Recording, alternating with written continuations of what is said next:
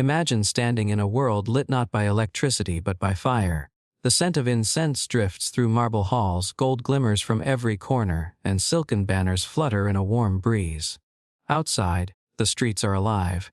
Merchants shouting in half a dozen languages, horses pulling carts loaded with spices, silk, and ivory. The air itself seems to hum with wealth. But this isn't a fantasy. This was real. And somewhere in that vast, glittering map of the medieval world, from the castles of Europe to the palaces of Asia, from the sands of Africa to the jungles of the East, there was one kingdom so rich, so powerful, that even centuries later, its name still echoes in the whispers of history. You've probably heard of kings who bathed in gold, who built palaces that glowed under the sun, and who ruled lands so vast they could ride for months without crossing their borders.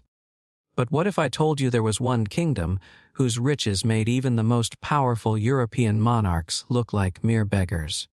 To understand how extraordinary this wealth was, you have to step back into a time when trade was the heartbeat of the world. Forget modern banks or digital money. Back then, true wealth was measured in salt, gold, silk, and land. Caravans stretched across deserts, ships braved monstrous waves, and cities grew rich not from conquest but from commerce. In medieval Europe, kingdoms like France and England were locked in endless wars, burning resources, draining treasuries. Castles crumbled, peasants starved, and kings begged merchants for loans. Across the Mediterranean, the Islamic world flourished. Cities like Baghdad, Damascus, and Cairo thrived with scholars, poets, and traders. But even they, with all their glory, would one day hear of a ruler whose gold made them gasp. His name was Mansa Musa, and he ruled the Mali Empire, a kingdom hidden deep in West Africa, far from the cold castles of Europe or the bazaars of Arabia. Yet when he appeared, the world would never forget him. Mali wasn't just wealthy, it sat upon rivers of gold. Literally, the empire controlled some of the richest gold mines the earth had ever known. Historians estimate that Mali produced more than half of the world's gold supply during the 14th century. Every coin minted in Europe, every trade that crossed the Mediterranean, they were all touched by the gold of Mali. But gold alone doesn't make a kingdom great. What made Mali legendary was how that gold was used. Under Mansa Musa's rule, trade routes stretched thousands of miles, connecting Africa to Europe and Asia. Camel caravans crossed the Sahara carrying salt, ivory, and slaves, returning with silks, books, and spices. Timbuktu, once just a dusty trading post, became one of the greatest cities in the world, a beacon of knowledge and wealth. Yet, for all this magnificence, the world truly took notice in 1324, when Mansa Musa decided to go on a pilgrimage to Mecca, a journey that would change history. Imagine this: a caravan stretching as far as the eye could see. 60,000 men followed him, including 12,000 personal servants. Each one wore embroidered clothes of fine fabrics and carried golden staffs. 100 camels followed behind, each loaded with hundreds of pounds of pure gold. He built mosques along the way, gave gold to the poor, and dazzled every city he passed through. When he reached Cairo, the city stopped breathing. Musa handed out so much gold to the people, merchants, and rulers that he crashed Egypt's economy. The price of gold fell drastically and didn't recover for over a decade. Think about that. One man's generosity single-handedly changed the economy of an entire region. That's how rich he was. But Mansa Musa's story isn't just about wealth. It's about vision. Unlike many rulers who hoarded riches, Musa invested his fortune in education, architecture, and religion. When he returned from Mecca, he brought scholars, architects, and poets back with him. He built the Great Mosque of Janneh, a masterpiece of Sahelian architecture that still stands today. He turned Timbuktu into a city of light, filled with libraries and schools that attracted thinkers from across the Muslim world. And yet, despite his glory, Mansa Musa remained almost mythical to the rest of the world. European mapmakers, centuries later, would draw him sitting on a throne holding a golden orb, a symbol of power they could barely imagine. In one famous Catalan atlas from 1375, he's depicted as the richest man to ever live. Even today, economists estimate his fortune in modern terms at over 400 billion, maybe more than Jeff Bezos, Elon Musk, and Bill Gates combined. But his wealth was different. It wasn't just numbers on paper or stocks in a company. It was tangible, radiant, and used to shape civilizations. And here's where the story takes an unexpected turn. While Mansa Musa's Mali glittered in gold, the rest of the world had its own centers of power, each believing they were the wealthiest under the sun.